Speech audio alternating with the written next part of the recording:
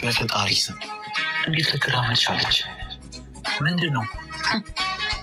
በጣም የተገረምክ ትመስላለህ። አይ ለምን ብዬ ነው መገረመው? ምናልባት እንደለማኝ እግዜር ይስጥሽ ብለህ ያባረካት ሞኒ ዛሬ ቆማ ስላየሃት ይሆናላ። ተገረምኩ አልተገረምኩ ለውጥ አያመጣም። አሁን ሁሉም ነገር አብቅቷል። ንብረቱን በሙሉ በወደፊት ሚስቴ ስም አድርጌያለሁ፣ ስባሪ ሳንቲም ሳይቀር።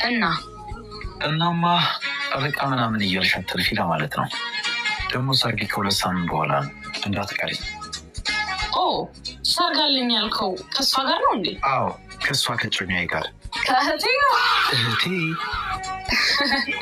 ሲያምርህ ይቀራል። ነይ እህቴ። ማለት አልገባኝም ፍቅሬ፣ ምን እየተካሄደ ነው?